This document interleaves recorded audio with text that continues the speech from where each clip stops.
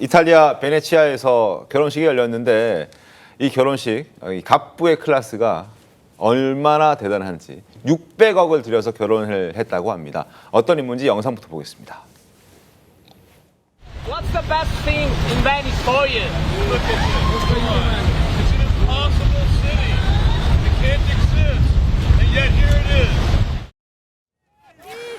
초호화 결혼식을 올린 바로 주인공은 아마존 창업자 제프 베이조스였습니다. 무려 사흘간 결혼식을 했죠? 보통 그렇습니다. 하루면 하는데. 네, 사흘간 무려 한화 돈으로 624억 원을 들여서 정말 화려한 초호화 결혼식을 펼쳤는데요. 이 첫날 환영 파티 같은 경우에는 이 베네치아 칸나레조 구역의 마돈나 델로트르토 이 성당에서 열렸고요. 27일에 이 본식 같은 경우에 또 다른 섬의 다른 성당에서 화려하게 본식을 취했습니다. 결혼식 축가 같은 경우에 굉장히 유명한 이 보텔리라는 유명 성악가의 아들이죠. 이 마테오 보첼리가 불렀고요. 네. 또 결혼식 직후에는 이 선박 건조장으로 유명한 이 베네치아 동쪽 끝에 카스텔로 지구의 이 아르세넬레 전시장에서 피로연이 이어졌습니다. 정말로 엄청난 비용을 들여서 베네치아를 점령하다시피 해서 초호화 결혼식을 한 것으로 지금 굉장히 많은 구설수에도 오른 그런 인물입니다.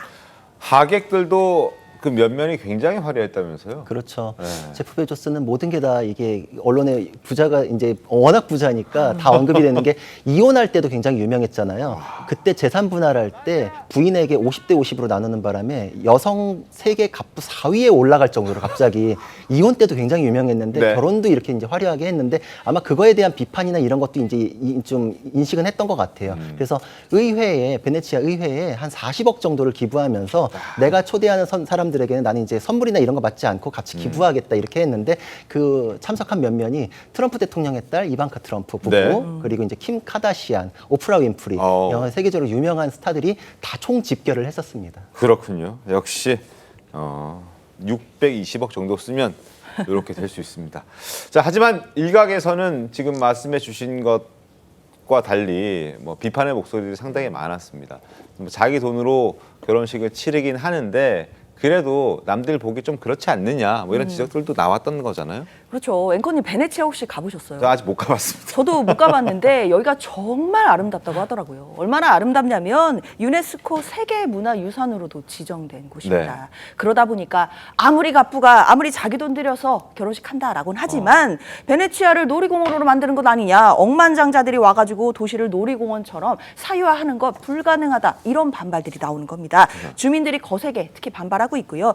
베이조스를 위한 공간은 없다라는 문구가 담긴 포스터가 도배되고 있습니다. 그 결혼식 당일에는 반대를 하기 위한 저지 시위까지 예정이 돼 있었기 때문에 베이조스가 보안을 우려해서요. 처음에는 시내 중심에서 결혼식을 하려고 하다가 외곽으로 계획을 바꿨다라고 합니다. 이 외곽으로 가게 되면 보트를 타고 와야 되고 보트를 타고 온 다음에 다리를 들어 오르면 외부에서 접근이 차단이 된다고요. 그래서 돈이 더 들어갔을 수도 있겠네요. 그렇죠.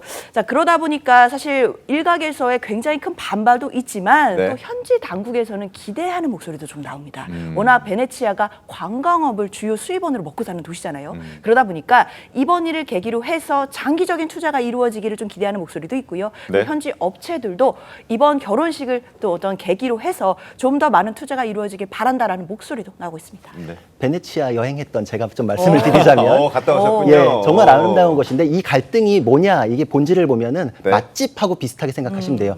그냥 맛집이 갑자기 방송 나오면은 그냥 거기 더 맛있는 아니 그게 더 많이 몰리는 뭐 더 몰려가지고 오히려 서비스 질이 하락하는 경우가 있잖아요. 그래서 그런 것처럼 여기 최근에 문제되는 건 오버 투어리즘이라 그래서 네. 관광객이 너무 몰릴 경우에는 자연스러운 균형이 무너져가지고 그쪽이 오히려 그 관광 상품으로서의 매력이 떨어지고 산업이 붕괴된다. 관광 상품만 있는 게 아닌데 관광 상품 쪽으로 쏠리면은 부동산 가격도 어떤 이제 공유 숙박 업체 쪽이 부동산 가격을 엄청나게 올리면 거기 주민들이 밖으로 쫓겨나요. 이런 문제가 있고 기존에 있는 산업도 무너지고 그러니까 여러 가지로 이게 생태계가 교란된다. 네. 이런 측면에서 놀이공원처럼 여기고 돈 잠깐 쓰고서 나가면은 그 이후에 우리는 여기서 살아야 되는데 우리의 삶은 이걸로 다 이제 벌충이 되지 않는다. 이런 식의 갈등으로 이해하시면 이제 쉬울 것 같습니다. 알겠습니다. 베네치아 여행을 갔다 온 구자룡 변호사의 의견이었습니다. 잘 들었습니다. 자, 그리고 이렇게 베이조스의 결혼식이 화제가 되면서 아주 검소한 결혼식을 한 또 국내 유명 배우의 인물도 화제가 되고 있습니다. 바로 배우 원빈과 이나영 부부죠. 그렇습니다. 비주얼 커플이죠. 대표적인 비주얼 커플인 이 원빈과 이나영 부부가 결혼한 데 든 비용 단 110만 원이었습니다. 하객도 50명만 초대를 했는데 네. 이 하객들에게 접대한 음식이 가마솥에 끓인 이 국수에다가 전을 대접해서 1인당 식대가 10,000원밖에 안 들었다는 거예요. 식대비가 50만 원.